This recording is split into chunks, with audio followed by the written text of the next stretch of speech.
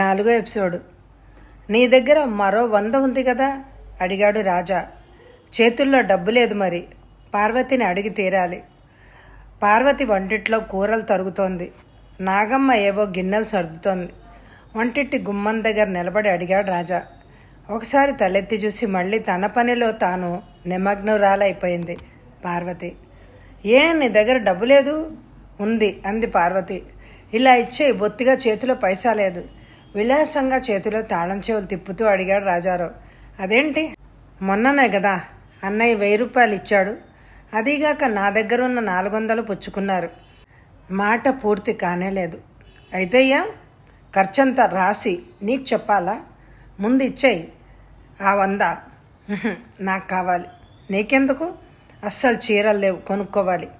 చీరలు ఎందుకు లేవు? బీరువా నిండా ఉన్నాయి. ఇప్పుడు అసలు నీకు చీరలు ఎందుకు? ఇంట్లో ఉండేదానికి తీసుకురా 100. పార్వతి ఇచ్చే ప్రయత్నం ఏమీ చేయలేదు. రాజారావుకి ఒళ్ళు మండిపోతోంది. లేరాని, డబ్బుతే.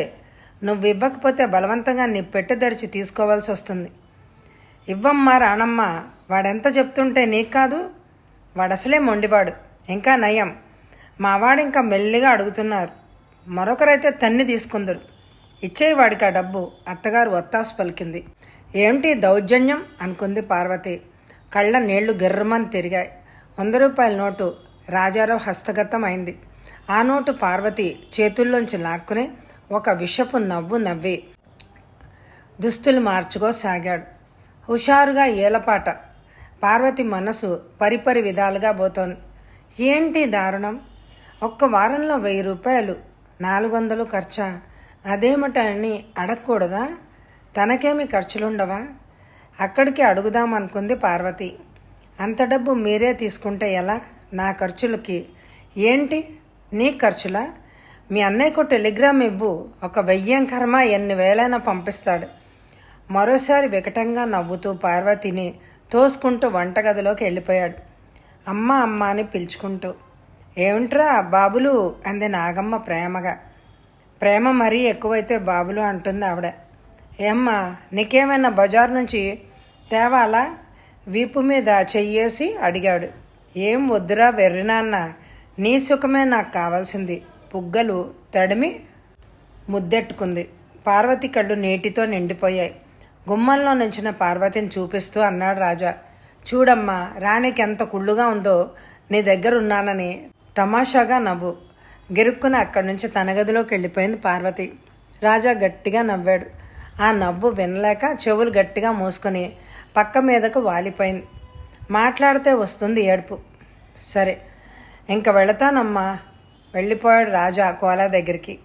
ఏమే రాణమ్మ, తలుపేసుకో, పక్కింటికి వెళ్తున్నా. వెళ్ళిపోయింది నాగమ్మ కూడా. రాణమ్మ అన్న పిలుపు చాలు తనని కూనీ చేయడానికి అనుకుంది పార్వతి. తన బ్రతుకుని తలుచుకొని కుళ్ళి కుళ్ళి ఏడ్చింది పార్వతి. ఎంత వికృతపు బ్రతుకు! తను ఏకాకి, ఎవరు తోడు నీడ లేని ఒంటరి. భగవాన్, ఈ జీవితానికి అంతం ఎప్పుడు అని దేవుణ్ణి పదే పదే ప్రశ్నించింది. 10 రోజులు ఇంటికే రాలేదు రాజారావు. ఇది మామూలే. పార్వతికి కూడా అలవాటైపోయింది. ఇదంతా కోలా మోజులోనే ఆవిడ ఉద్దేశం. కోలాని గురించి ఆలోచిస్తోంది పార్వతి. కోలా ఎంత అందంగా చలాకీగా ఉంది, ఎంత బాగా అలంకరించుకుంది. ఆధునిక యువతి, తళుకులు బెళుకులు తెలిసిన వయ్యారి కోల. మరి తను ఏ అలంకరణలు లేక నిరాడంబరంగా అతి సామాన్యంగా సంసారపక్షంగా ఉంటుంది. అందుకే రాజా కోల వెంట పడతాడు. అందులో ఆశ్చర్యమేమీ కనపడలేదు పార్వతికి. మొన్నొచ్చినప్పుడు కోల ఎన్ని కబుర్లు చెప్పేసిందో.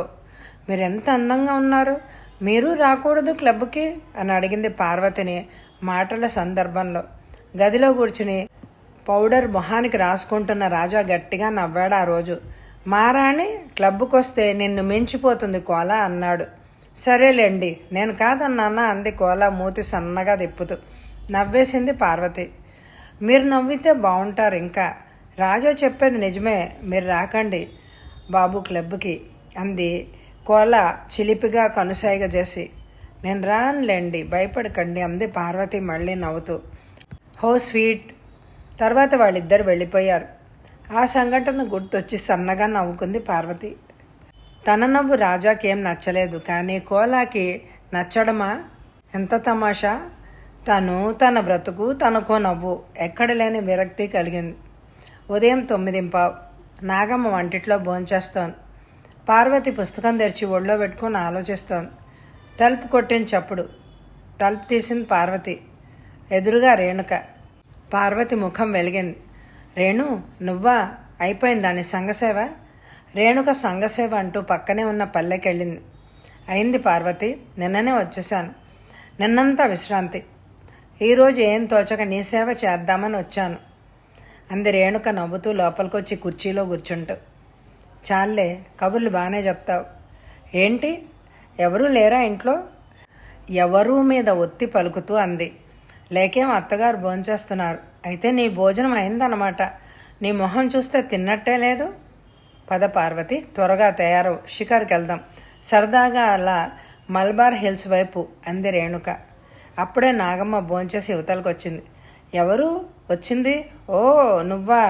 ఏంటమ్మాయి సంగతులు అని రేణుకతో మాట్లాడుతూ పార్వతి వైపు తిరిగి, నువ్వు వెళ్ళి భోంచేయి అంది. ఏంటి, నీ భోజనం ఇంకా కాలేదు అంది రేణుక. ఎలా తింటుందమ్మాయి? మా ఇళ్లలో మొగుడు అత్తగారు తిన్న తర్వాతే కోడళ్ళు తినాలి. నువ్వు ఇంకా చిన్న పిల్లవు కదా, నీకు ఇంకా తెలియదు. ఇంకా నేను చాలా మంచిదాన్ని. మా కాలంలో అసలు అత్తగారు మాట్లాడుతుంటే మేము ఇలా నుంచునేవాళ్ళమా? ఆ ధోరణి అలాగే సాగేదే. రేణుక ఆపు చేసింది. మా ఇళ్లలో పద్ధతే వేరులేండి. చిన్నవాళ్లకు ముందు పెట్టి తర్వాత పెద్దవాళ్ళు తింటారు. నాగమ్మ సణుక్కుంది. నువ్వు భోంచేసావా రేణు? లేదు పార్వతి, ఇప్పుడు 10 అయింది. ఈ వేళప్పుడు భోజనం ఏంటి? టిఫిన్ తిన్నాను. నువ్వు త్వరగా రా, వంటిల్లు సర్దొస్తా. లోపలికి పోతున్న పార్వతిని ఆపు చేసింది నాగమ్మ. ఏంటి, ఎక్కడికైనా వెళ్తున్నారా? అవునండి, ఇప్పుడేం పని లేదుగా పార్వతికి. నాకు కూడా ఏం తోచడం లేదు. అలా వెళ్దాము అని అనుకుంటున్నాను. మా అబ్బాయి ఇంట్లో లేడమ్మా, క్యాంప్కి వెళ్ళాడు. అడిగి వెళ్ళకపోతే వాడికి కోపం వస్తుంది. పార్వతికి ఒళ్ళు మండిపోయింది. క్యాంప్కి వెళ్ళినట్టు మీకు తెలుసా అంది పార్వతి. నాకెందుకు తెలియదు? నాకు తెలియకుండా ఏదీ చెయ్యడు నా బిడ్డ. నువ్వు ఆ రాత్రి నిద్రపోతున్నావు, వచ్చాడు. క్యాంప్కి వెళ్ళాలంటే తోలిపెట్టి కూడా సర్ది పెట్టాను. వెళ్ళిపోయాడు అప్పుడే. నువ్వెక్కడా? మొగుడు రాకముందే మంచిగా మెక్కుతావు సాధించింది నాగమ్మ. అయితే ఇన్ని రోజుల నుంచి నేను అడుగుతుంటే చెప్పరా ఈ సంగతి? నాకెందుకు చెప్పలేదు మీరు? నీకెందుకు చెప్పాలి? అని నీకు చెప్పాలా? ఎంత పెళ్ళానివైతే మాత్రం నా తర్వాతే నువ్వు. మర్యాదగా నోరు మూసుకొని పడుండు అంతే అంది నాగమ్మ విసురుగా. రేణుక పార్వతినే తదేకంగా చూస్తోంది. పర్వాలేదు, ఆ మాత్రం అత్తగారితో ఘర్షణ పడిందే అని అనుకుంది. ఏం మాట్లాడకుండా పార్వతి వంటిట్లోకి వెళ్ళి గిన్నెలన్నీ సర్దింది. భోజనం చెయ్యాలి అని అనిపించలేదు. కాస్త సేపటికి ముస్తాబై వచ్చింది. ఏంట్రాని, వెళ్తున్నావా? మళ్ళీ వాడొచ్చి గొడవ చేస్తాడు. చెప్పకుండా ఎలా వెళ్తావు? ఎప్పుడొస్తారాయన అని అడిగింది పార్వతి. మధ్యాహ్నం వచ్చేస్తాడు. అసలు ఈ పాటికి ఆఫీస్కి వచ్చే ఉండాలి. మధ్యాహ్నం లోపల వచ్చేస్తానంటూ హ్యాండ్ బ్యాగ్ పుచ్చుకొని బయటికి నడిచింది. ఆ హ్యాండ్ బ్యాగ్లో 10 రూపాయలు కొంత చిల్లర ఉంది అంతే. మిగిలిందంతా రాజారావు తీసేసుకున్నాడు. నాగమ్మ వింతగా చూస్తూ ఉండిపోయింది. పార్వతి రేణుక వెళ్ళిపోతుంటే దగ్గరున్న పోస్టాఫీస్ దగ్గర ఆగింది రేణుక. ఒకసారి ఫోన్ చేసి మీ వారి పర్మిషన్, అనుమతి తీసుకుందామా? ఎందుకు రేణు? అక్కర్లేదు, పద వెళ్దాం కొంచెం కోపంగానే అంది పార్వతి. మళ్ళీ సాయంత్రం రగడ జరుపుతారేమో తల్లి కొడుకులు కలిసి. జరపని, ఏది ఎలా జరిగితే అలా జరుగుతుంది. నిరాశ ఆవేశంతో కూడిన స్వరంతో అంది. ఆవేశంతో రోషంతో ఏ పని చేయలేం పార్వతి. మెల్లిగా తెలివిగా వ్యవహరించాలి నువ్వు. కోపం తెచ్చుకొని రోషం పెంచుకుని అనవసరమైన గొడవలు తెచ్చుకుంటే ఎంత నష్టం నీకే జరుగుతుంది. నువ్వు సామాన్యుల మధ్యన లేవు, ముళ్ళ కంపంలో పడ్డ మల్లె పువ్వువి పార్వతి. అర్థం చేసుకో అనునయంగానే అంది రేణుక. పార్వతికి ఏడుపొచ్చింది. చేతగాని ఏడుపది. కళ్ళు తుడుచుకో, సరదాగా బయలుదేరుతున్నాం, హాయిగా వెళ్దాం. ఒకసారి ఫోన్ చేసి చెప్తాను రాజాకి. నేను చెప్తే ఏమండు, సరేనా? నీకన్నీ తెలుసు రేణు. కళ్ళు తుడుచుకుంది పార్వతి. అవును, నీకు తెలియని చాలా సంగతులు నాకు తెలుసు. నువ్వేం మదన పడకు, అన్నీ సరిచేస్తాను నేను, పద అంది. ఇద్దరూ కారు దిగి పోస్టాఫీస్లోకి వెళ్ళారు. రేణుక ఫోన్ చేస్తున్న నెంబర్ను చూసి ఆశ్చర్యపోయింది పార్వతి. రాజా పనిచేస్తున్న మందుల కంపెనీ నెంబర్ అది కాదు. పార్వతి మొహంలో కనిపించిన ఆశ్చర్యాన్ని చూసి రేణుక ఫోన్ చేతిలో పట్టుకునే మందహాసం చేసింది. హలో అంటూ. హలో, కాస్మెటిక్ కంపెనీ కదూ? ఓ, మేనేజర్ గారా? నమస్కారం అండి, నేను రేణుకని, మధుబాబు గారి చెల్లెల్ని. రాజారావు గారు ఉన్నారా? డ్యూటీకి వచ్చారా? ఒకసారి పిలవండి ప్లీజ్. 2 నిమిషాలు గడిచాయి. హలో రాజారావు గారు, నమస్కారం, నేనండి రేణుకని. అన్నయ్యకి ఏదో పనుందండి. బిజినెస్ అంటే అంతే కదండి. ఒక్క విషయం, పార్వతిని తీసుకొని అలా షికారుకి వెళ్దామని అనిపించింది. రమ్మంటే మీ పర్మిషన్ కావాలంటోంది. ఏంటి, తీసుకెళ్ళనా? Thank you. అన్నయ్య పూనా వెళ్ళాడు, వచ్చేయాలి. సాయంత్రానికేమిటి? అబ్బే, మీకు ఆ మాత్రం సహాయపడినందుకు మాకు చాలా సంతోషంగా ఉంది. మరి ఉంటానండి, సాయంత్రం వస్తుంది పార్వతి మీ ఇంటికి. ఓకే. ఫోన్ పెట్టేసింది రేణుక. పార్వతికి అంతా ఆశ్చర్యంగా ఉంది. ఏంటిది, ఆయన ఒక ఆఫీస్లో పనిచేస్తుంటే రేణుక వేరే కంపెనీకి ఫోన్ చేసింది. మధు చేసిన సహాయం ఏంటి? ఎలాంటి సహాయం? అంతా అగమ్యంగా ఉంది. అడిగేయాలి రేణుకని అనుకుంది పార్వతి. రేణుక, మరి ఏం మాట్లాడకు, రా నాతో. రేణుక గబగబా అడుగులేసింది. ఇద్దరూ కారులోకి వచ్చి కూర్చున్నారు. కారు బయలుదేరింది. ఏం ప్రశ్నలు వేయకిప్పుడు, తర్వాత అంతా సావకాశంగా మాట్లాడుకుందాం. ముందు ఇంటికెళ్ళి భోంచేద్దాం. కడుపు రామ్ అంటోంది. నవ్వుతూ అంది రేణుక. అంత ఆశ్చర్యంలోనూ రేణుక మాటలకి నవ్వుకుంది పార్వతి. ఇంటికెళ్ళేసరికి నాయర్ వంట చేసి ఉంచాడు సిద్ధంగా. నేను చెప్పినట్లు చేశావా నాయర్? నువ్వు చెప్పిందంతా చేస్తున్నానమ్మా చిన్నమ్మ. ఏర్పాట్లన్నీ చేసే వచ్చావన్నమాట అంది పార్వతి కొళాయి దగ్గర చేతులు గడుక్కుంటూ. అవును, నువ్వు మా ఇంటికి వచ్చి ఎన్ని నెలలైందో తెలుసా? ఎప్పుడు నేను మీ ఇంటికి రావడమే. నా మనసుకి నచ్చిన దానివి కాబట్టి నీ చుట్టూ తిరుగుతున్నాను. సరేనా? చూడు, మొహమాట పడుకు, బాగా తిను. భోజనాల బల్లకి అటువైపు ఒకరు ఇటువైపు ఒకరు కూర్చున్నారు. నాయర్ బాగానే వండాడు. అతనికి తెలుగు బాగా రాదు. వచ్చి రాని తెలుగులో మాట్లాడి పార్వతిని తెగ నవ్వించాడు. అతని భాష రేణుకకు అలవాటే. భోజనాలు అయ్యాక తాంబూలం వేసుకున్నారు ఇద్దరు. షికార్కి వెళ్దామా రేణు? పద. వీధిలోకి వచ్చేసరికి మధు వచ్చేశాడు. పార్వతిని చూసేసరికి అతడి కళ్ళు మెరిశాయి. పార్వతి సమక్షంలో అతన్ని ఎప్పుడు నిలకడ లేకుండా చేస్తుంది. అందులో చాలా అలసి ఉన్నాడు. రాగానే పార్వతి దర్శనం. ఎంతో హాయి అనుభవించాడు. మీ అతిథిని నేను ఇవాళ అంది పార్వతి. పుణ్యం చేసుకున్నాం, ఈ ఇల్లే పావనమైపోయింది అన్నాడు మధు నవ్వుతూ. నేనే తీసుకొచ్చానన్నయ్య. అభినందనలన్నీ నాకే. బహుమతి కావాలా? వదులుతానా? సరే, అన్నీ నీ పెళ్లినాటికే చిలిపిగా నవ్వుతూ అన్నాడు. పార్వతి మనసు మరీ సున్నితం అన్నయ్య అంది రేణుక. మధు ఏం పలకలేదు. చప్పున వదిన గుర్తుకొచ్చింది పార్వతికి. భారతి అనేది ఎప్పుడు సున్నితమైన మనసు నీది పార్వతి. లతలాంటి నీ మనసుకు మంచి పందిరి ఉండాలి. మల్లెల పందిరి వేసేవాడిని తీసుకొస్తారో, గులాబీ రేకుల పాన్పు వేసేవాడిని తీసుకొస్తారో మీ అన్నయ్య చూస్తాను అనేది. పార్వతి కళ్ళు చెమ్మగిల్లాయి. పద పద పార్వతి, మేము షికారుకి వెళ్తున్నాం అన్నయ్య. నువ్వు భోంచేసి విశ్రాంతి తీసుకో అంది రేణుక వీధిలోకి దారితీస్తూ.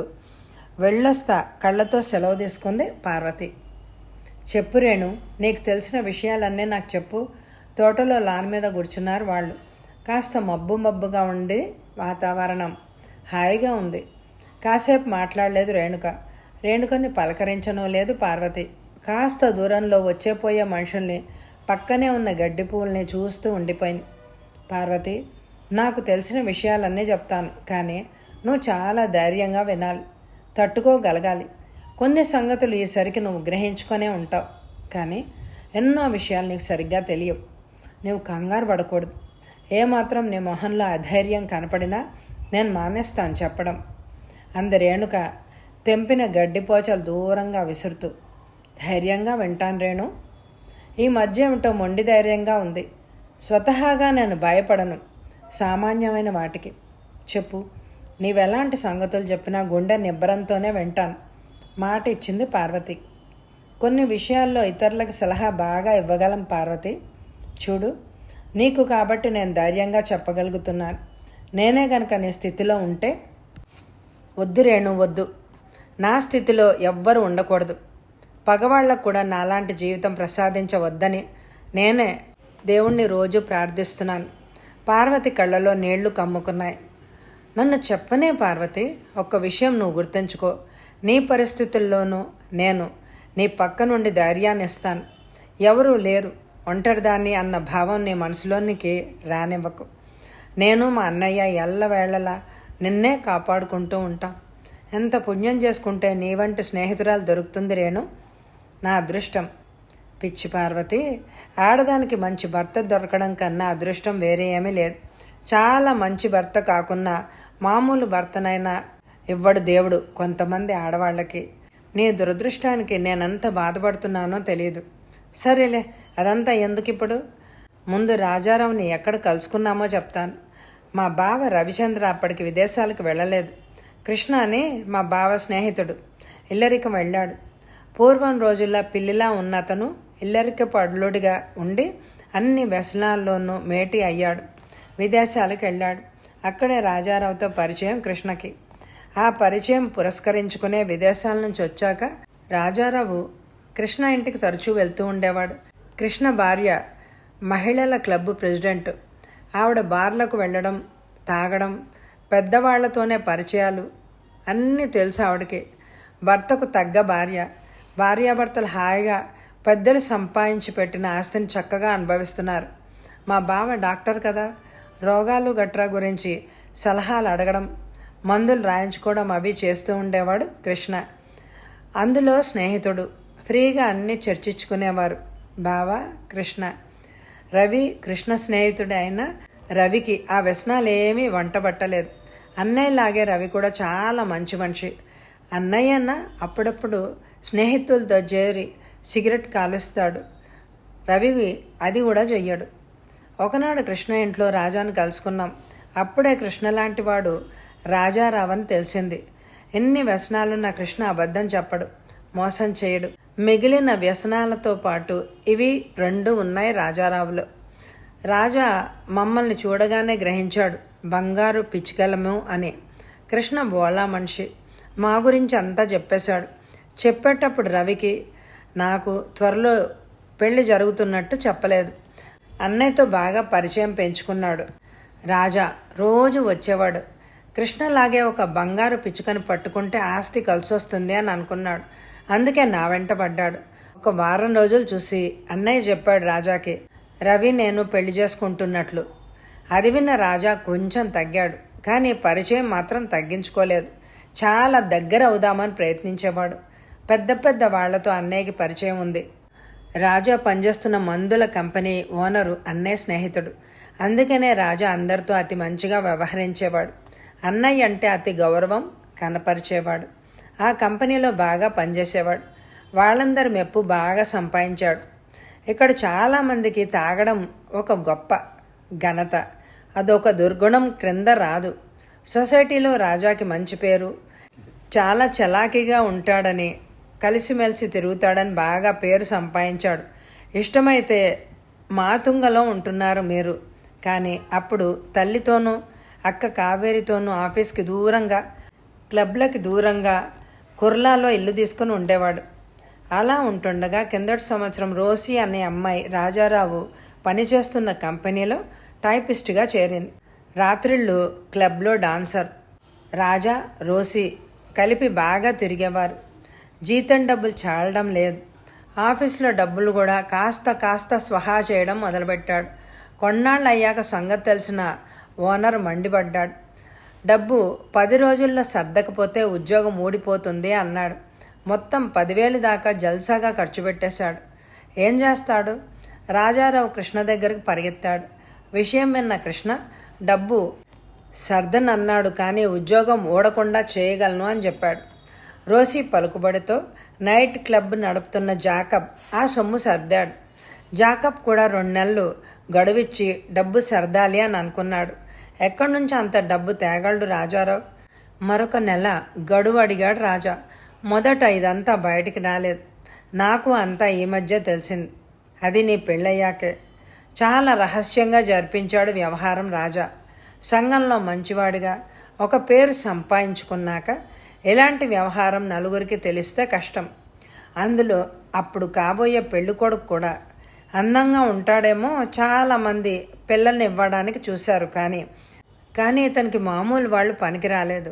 బాగా డబ్బున్న వాళ్ళని వల్లో వేసుకోవాలని చూసేవాడు. అలాంటప్పుడు ఈ వ్యవహారం మూలంగా తన పేరు చెడితే ఎలాగా? తండ్రితో సంప్రదించి ఒక ఊరెళ్ళాడు.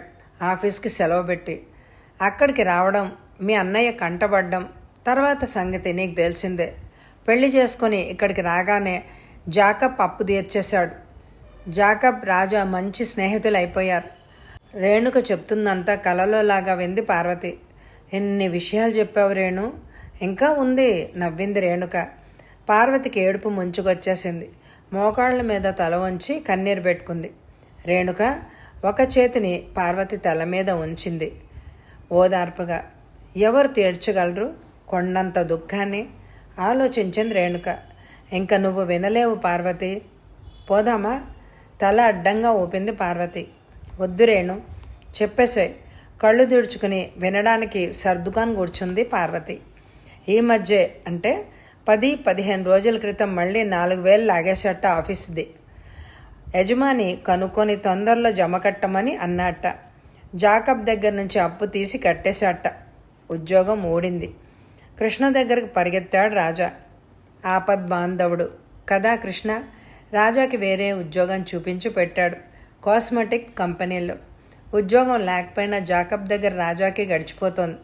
కానీ ఉద్యోగం చెయ్యాలి అనే ఒక తపన ఉంది రాజాలో. అది గొప్ప అతనికి. అదొక డిగ్నిటీ. సభ్య సమాజంలో ఉద్యోగస్తుడికి ఉండే గౌరవం ఇంకెవ్వరికీ లేదని అతని ఉద్దేశం. ఇవన్నీ కృష్ణ చెప్పాడు మాకు. మీ అన్నయ్య చేసిన సహాయం ఏంటి రేణు? తదేకంగా రేణుమొహంలోకి చూస్తూ అంది పార్వతి. చాలా అభిమానవతివి పార్వతి, వినలేవు. అయినా చెప్పాలి.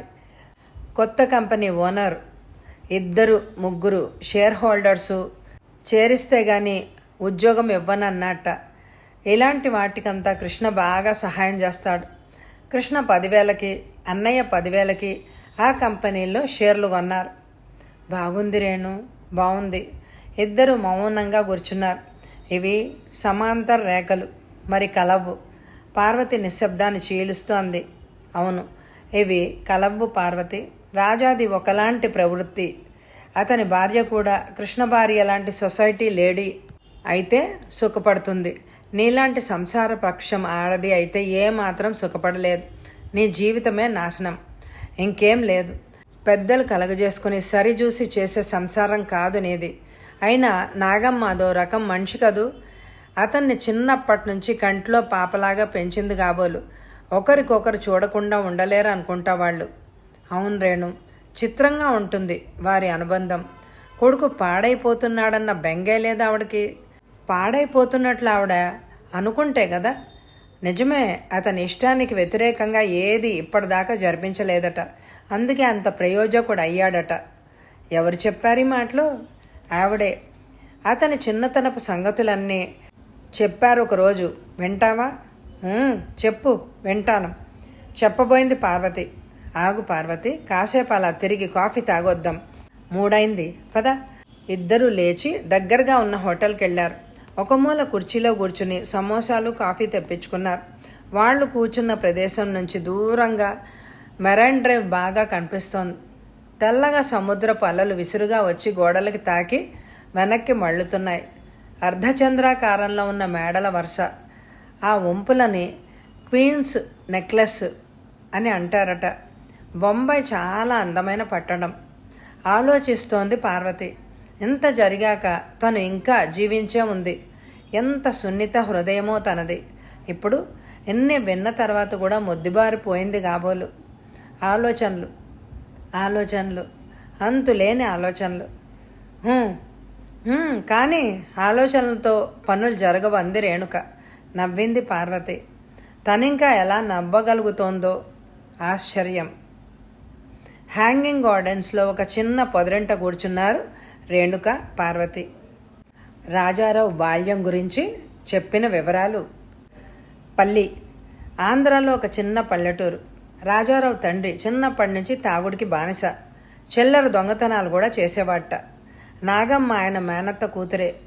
కలిసిన సంబంధాలు కలుపుకున్నారు. పెళ్ళయ్యాక మారుతాడనుకుంటే ఏమీ మారలేదు. 2 పిల్లలు సంవత్సరం తేడాతో పుట్టేశారు. నాగమ్మ కూతురు కావేరికి చిన్నతనంలోనే పెళ్లి చేసేశారు. మరొక సంవత్సరానికి కావేరి భర్తహీన అయింది. రాజారావు తండ్రి చేష్టలు చిన్నప్పటి నుంచి చూస్తూ వచ్చాడు. బాధ్యతలు లేకుండా హాయిగా తిరిగే తండ్రిని చూస్తే రాజారావుకి అసహ్యం. తల్లి మీద ప్రేమ ఒక్కసారే కలిశాయి. నాగమ్మ కూడా భర్త మీద అసహ్యం. అఖండమైన తెలివితేటలు గల రాజాపై ఆవిడకు అంతులేని ప్రేమ. తర్వాత ఏమైందో మరి వచ్చే ఎపిసోడ్లో విందామా? ఈ ఎపిసోడ్కి తప్పకుండా ఎక్కువ లైకులు ఇవ్వండి. అలాగే ఇదివరకు చదివిన కథలు ఎవరైనా వినకపోతే తప్పకుండా వినండి. Thank you very much my dear friends.